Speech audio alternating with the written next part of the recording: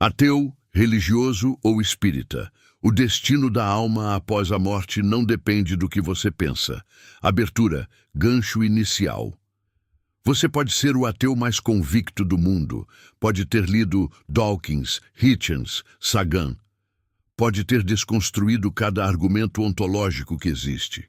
Ou talvez você seja o cristão mais devoto da sua cidade, que vai à missa todo domingo, lê a Bíblia todos os dias e nunca perdeu uma vigília. Ou talvez você seja espírita. Acredite na reencarnação, nos espíritos evoluídos, no amor universal como lei máxima. Não importa, porque hoje eu vou te apresentar uma ideia que pode incomodar todos vocês de forma igual. O destino da sua alma após a morte, se é que existe uma alma, não depende do que você acredita, não depende da sua doutrina, não depende do livro que você leu, não depende nem da sua fé. E o mais perturbador, essa não é uma afirmação religiosa, não é uma afirmação ateísta, é uma questão filosófica e talvez científica que está no centro de um dos debates mais antigos da humanidade. Fique comigo até o final desse vídeo, porque eu prometo que você vai sair daqui pensando diferente, independente do que você acredita hoje. Bloco 1. O que cada lado acredita e por que cada um está convicto. Vamos começar pelo básico. O que cada grupo acredita sobre o que acontece depois que a gente morre. Para o ateu materialista, a resposta é simples e brutal: nada. Quando o cérebro para de funcionar, a consciência se apaga. Não existe alma, não existe continuidade. Você era uma organização complexa de matéria e energia, e quando essa organização se desfaz, o você simplesmente deixa de existir. É como desligar um computador. O programa não vai para lugar nenhum. Ele simplesmente para de rodar. Essa visão tem um apelo enorme porque ela é coerente com o que a neurociência nos diz. A consciência parece ser um produto do cérebro. Lesões cerebrais mudam a personalidade. Drogas alteram quem você é. Doenças como o Alzheimer literalmente apagam a pessoa antes mesmo do corpo morrer. Tudo indica que o eu é biológico, físico, temporário. Mas agora vamos para o outro lado. Para o cristão tradicional, a morte não é o fim, é uma transição. A alma, criada por Deus e imortal por natureza, se separa do corpo e enfrenta algum tipo de julgamento. Dependendo da denominação, isso pode significar o céu, o inferno, o purgatório ou até uma ressurreição futura. O ponto central é que existe continuidade. O você persiste porque foi criado por um ser eterno com um propósito eterno. O islamismo tem uma visão similar. O judaísmo é mais complexo e menos uniforme. O hinduísmo e o budismo falam em ciclos de renascimento. O espiritismo, codificado por Allan Kardec no século XIX, combina elementos cristãos com a ideia de reencarnação progressiva. A alma reencarna múltiplas vezes até alcançar uma pureza suficiente para habitar planos espirituais elevados. Agora, qual desses está certo?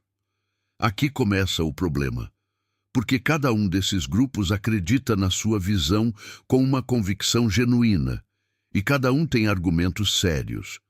A questão não é quem é mais inteligente ou mais sincero. A questão é: a realidade se curva à crença? Bloco 2. A falácia da crença que cria realidade. Ou será que cria? Existe uma ideia muito popular hoje em dia, especialmente em círculos espiritualistas e de autoajuda, que diz: você cria a sua própria realidade. E essa ideia tem raízes filosóficas sérias, desde Berkeley e o idealismo subjetivo até interpretações New Age da mecânica quântica. Mas vamos ser honestos sobre o que isso significa e sobre onde essa ideia tem limites. Se você acreditar com toda a sua força que a gravidade não existe e pular de um prédio de 30 andares, a gravidade vai discordar. Se você acreditar que não precisa de oxigênio e ficar embaixo d'água por 10 minutos, seus pulmões vão discordar. A realidade física tem uma teimosia impressionante. Ela não consulta as suas crenças. Então, por que deveríamos assumir que a realidade metafísica, o que acontece depois da morte, funcionaria de forma diferente? Essa é uma pergunta que a maioria das pessoas nunca para fazer. A gente tende a assumir que o que acredita é o que vai acontecer. O ateu assume que vai se apagar, e isso o conforta ou o assombra, dependendo do dia. O cristão assume que vai ao céu se for salvo. O espírita assume que vai reencarnar, e todos eles vivem como se a sua crença determinasse o desfecho. Mas, e se nenhum deles tiver razão? Ou pior, e se todos tiverem razão, só que em partes? Aqui entra uma das ideias mais fascinantes da filosofia da mente moderna. A possibilidade de que a consciência não é simplesmente o que o cérebro produz, mas algo mais fundamental. E se a consciência for anterior à matéria e não derivada dela? Bloco 3. Ciência, consciência e o problema difícil. Existe algo chamado o problema difícil da consciência, formulado pelo filósofo David Chalmers nos anos 90. E esse problema é tão desconcertante que até hoje não existe uma resposta científica satisfatória para ele. O problema difícil não é explicar como o cérebro processa informações.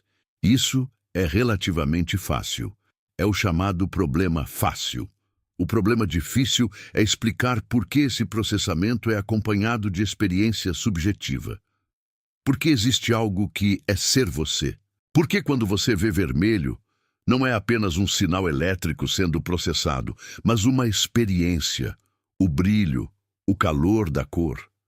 Nenhuma teoria neurocientífica atual consegue explicar isso de forma satisfatória. E isso é um problema sério para o materialismo. Porque se a consciência não pode ser completamente reduzida a processos físicos, então a pergunta sobre o que acontece com ela quando o cérebro para se torna muito mais aberta do que o ateu gostaria de admitir. Agora, isso não prova que existe vida após a morte. Longe disso, mas abre uma fenda filosófica importante. E tem mais. Nas últimas décadas, houve um crescimento enorme na pesquisa sobre experiências de quase morte, os famosos NDEs, do inglês Near Death Experiences. Pessoas que foram clinicamente declaradas mortas, sem atividade cerebral, e que depois de ressuscitadas, relataram experiências vívidas, saírem do corpo, verem a equipe médica trabalhando, atravessarem um túnel de luz, encontrarem parentes falecidos. O mais perturbador dessas pesquisas não é o conteúdo das experiências em si. É que, em alguns casos bem documentados, como os estudos do cardiologista Pim van Lommel, publicados na respeitada revista médica The Lancet, pacientes relataram detalhes específicos e verificáveis sobre o ambiente da sala de cirurgia durante o período em que estavam sem atividade cerebral detectável.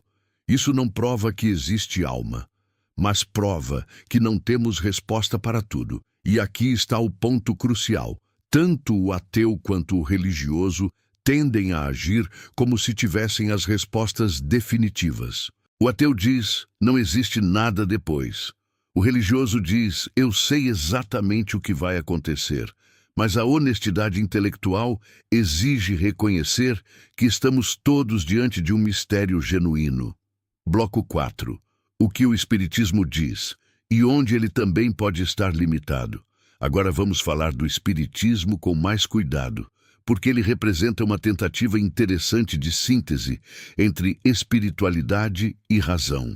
Allan Kardec, pseudônimo do pedagogo francês Hippolyte Léon Denisard Rivail, sistematizou o espiritismo no século XIX após uma série de sessões mediúnicas. O que ele produziu, o Livro dos Espíritos, o Livro dos Médiuns, o Evangelho segundo o Espiritismo, é uma cosmologia elaborada. Existe Deus, existem espíritos em diferentes graus de evolução. A reencarnação é o mecanismo de progresso e a lei de causa e efeito rege tudo. Do ponto de vista filosófico, o espiritismo tem vantagens sobre o dogmatismo religioso tradicional. Ele não ameaça com o inferno eterno. Ele postula uma progressão gradual e justa, e ele tenta ser racional. Kardec sempre disse que o espiritismo deveria ser testado pela razão e pela experiência. Mas existe um problema que o próprio espiritismo raramente enfrenta de frente. Como saber se as comunicações mediúnicas são genuínas? Como distinguir um espírito evoluído de uma projeção psicológica do médium? Como verificar se a estrutura cosmológica que Kardec elaborou corresponde à realidade ou se é simplesmente uma narrativa coerente construída a partir de informações que os espíritos, se é que existem, podem ter fornecido de forma incompleta ou equivocada? O Espiritismo pede fé na metodologia kardecista da mesma forma que o catolicismo pede fé na autoridade da Igreja. O veículo é diferente, a estrutura epistêmica é similar. Isso não invalida o Espiritismo, mas convida a uma humildade que nem sempre está presente entre seus praticantes. Bloco 5. A armadilha do conforto. E por que acreditar no que quer que seja não muda os fatos? Existe uma razão psicológica muito poderosa pela qual as pessoas acreditam no que acreditam sobre a morte: o conforto. Para o ateu, a certeza do nada pode ser paradoxalmente confortante. Não existe julgamento, não existe sofrimento eterno, não existe culpa cósmica. Você vive, você morre, acabou. Para muitas pessoas, especialmente aquelas que sofreram nas mãos de religiões autoritárias, essa ideia é genuinamente libertadora. Para o religioso, a ideia de reencontrar seus entes queridos, de que a vida tem um propósito maior, de que a justiça será feita no plano eterno, tudo isso oferece um consolo profundo que nenhum argumento filosófico consegue facilmente desmantelar. Para o espírita, a reencarnação oferece uma explicação para as injustiças do mundo. Você está pagando karma de vidas anteriores, ou almas jovens passam por sofrimentos necessários para sua evolução. Isso torna o sofrimento palatável, encaixado num sistema que faz sentido. Mas aqui está o problema. O conforto não é critério de verdade. Coisas confortáveis podem ser falsas, coisas desconfortáveis podem ser verdadeiras. A realidade não deve satisfação nenhuma às nossas necessidades emocionais. Quando o filósofo Blaise Pascal formulou sua famosa aposta, é melhor acreditar em Deus, porque se ele existir, você ganha tudo, e se não existir, você não perde nada. Ele estava fazendo um argumento pragmático, não epistêmico. Ele mesmo sabia que isso não provava nada sobre a existência de Deus. Da mesma forma, acreditar em vida após a morte, porque isso nos conforta, não faz a vida após a morte real. E acreditar que não existe nada depois, porque isso nos liberta da culpa religiosa, também não faz o nada real. A questão do destino da alma é ontológica. Pertence à estrutura da realidade e não pode ser resolvida por necessidades psicológicas. Bloco 6. O budismo e a dissolução do eu, uma perspectiva raramente considerada. Existe uma tradição filosófica que raramente aparece nessas discussões no Brasil, mas que oferece uma perspectiva radicalmente diferente e, ao mesmo tempo, filosoficamente sofisticada. O budismo. O budismo não postula uma alma imortal da forma como o cristianismo ou o espiritismo fazem.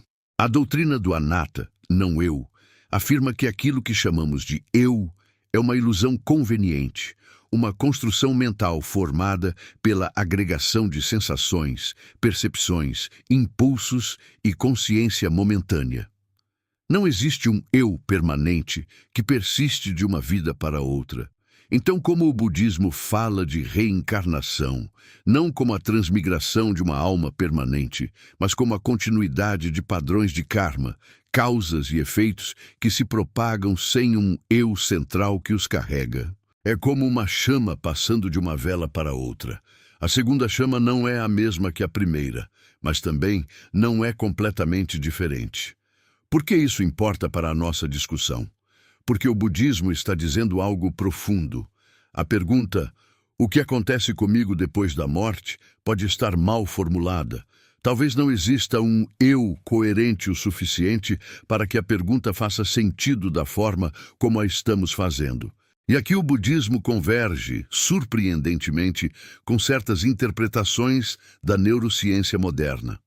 Filósofos como Thomas Metzinger argumentam que o self é uma ilusão, um modelo que o cérebro cria de si mesmo para facilitar a navegação pelo mundo. Se o eu é uma construção, a pergunta sobre o que acontece com ele depois da morte se torna muito mais complexa e talvez aponte para a direção errada. Bloco 7. Então, o que a gente faz com isso? Chegamos ao ponto onde muitos vídeos nesse formato costumam dar uma resposta fácil. No final, o que importa é como você vive. Ou, a morte não tem resposta, então aproveite a vida. Ou ainda, acredite no que faz bem para você. Eu não vou fazer isso. Não porque essas respostas sejam completamente erradas. Algumas delas têm muito valor, mas porque elas evitam a questão central. A questão central é esta: se existe algo após a morte, ele existe independentemente do que você acredita. Se não existe nada, também não existe independentemente da sua fé. A realidade última da morte é um fato, ou uma ausência de fatos, que não pede nossa permissão. O que isso implica praticamente? Primeiro, humildade epistemológica. Ninguém nessa conversa, ateu, religioso ou espírita, sabe o que acontece depois da morte. Qualquer pessoa que diga que sabe, com certeza está, na melhor das hipóteses, fazendo uma aposta fundamentada. Na pior, está te vendendo certeza onde existe apenas mistério. Segundo, a separação entre crença e ética. Muitas pessoas acham que precisam da ideia de julgamento divino ou de karma para ter razões para agir bem. Mas isso coloca a ética numa posição frágil, dependente de uma metafísica incerta.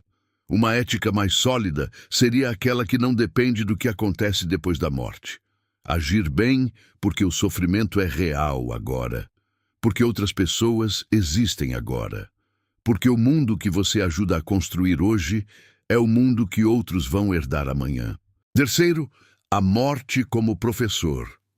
Seja ela o fim absoluto ou uma transição, a certeza da morte, essa única certeza que todos compartilhamos, transforma a pergunta do "o que depois" na pergunta do "o que agora?".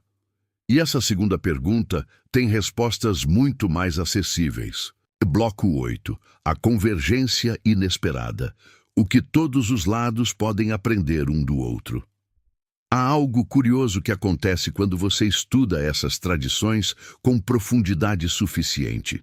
Elas começam a se tocar em pontos inesperados. O ateu materialista que leva a sério a neurociência da consciência se depara com o problema difícil e reconhece que a mente é mais misteriosa do que parecia. O cristão que leva sua tradição a sério descobre místicos como Mestre Eckhart e João da Cruz, que descrevem uma união com o divino que dissolve o ego de forma não tão diferente do nirvana budista. O espírita que leva Kardec a sério encontra uma lei de amor e progresso que, no fundo, ressoa com o imperativo ético de Kant. Não estou dizendo que todas as religiões ensinam a mesma coisa. Esse é um dos erros mais comuns do sincretismo superficial. As diferenças são reais e importantes, mas estou dizendo que as fronteiras são menos impermeáveis do que parecem de fora. E existe uma zona de convergência específica que me parece filosoficamente honesta. A ideia de que o modo como você vive tem consequências reais. Agora, neste mundo, para pessoas reais, independentemente do que acontece depois.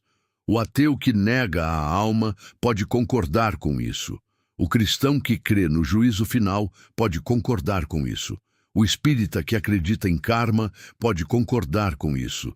E talvez seja justamente nessa convergência que esteja algo como uma verdade prática, mesmo que a verdade metafísica permaneça velada. Fechamento. O que fica então? Deixa eu resumir o que este vídeo tentou fazer. Não tentei te convencer de que existe vida após a morte. Não tentei te convencer do contrário. Tentei te mostrar que a certeza, em qualquer direção, é intelectualmente desonesta diante do mistério que a morte representa. Tentei te mostrar que o conforto não é critério de verdade e que acreditar em algo não o torna real. Tentei mostrar que a neurociência e a filosofia da mente abriram perguntas que o materialismo ingênuo não consegue responder facilmente. Mas que isso não justifica aceitar qualquer narrativa espiritual sem pensamento crítico. E tentei mostrar que existe uma questão mais urgente e mais acessível do que o que acontece depois da morte. Como você quer viver agora, sabendo que a morte é certa e o depois é incerto? O destino da alma após a morte, se existe alma, se existe destino, não depende do que você pensa. Mas o destino da sua vida, a qualidade de cada dia que você ainda tem, isso depende muito do que você escolhe fazer com as perguntas que não têm resposta fácil. Talvez a maior maturidade espiritual e intelectual não seja encontrar a resposta certa, seja aprender a viver bem com a pergunta aberta. Obrigado por ter ficado até aqui. Se esse vídeo te fez pensar diferente ou te incomodou, que é ainda melhor, deixa um comentário contando qual foi o ponto que mais te impactou. Não importa se você é ateu, religioso ou espírita. Essa é uma conversa que todos nós precisamos ter. Até o próximo.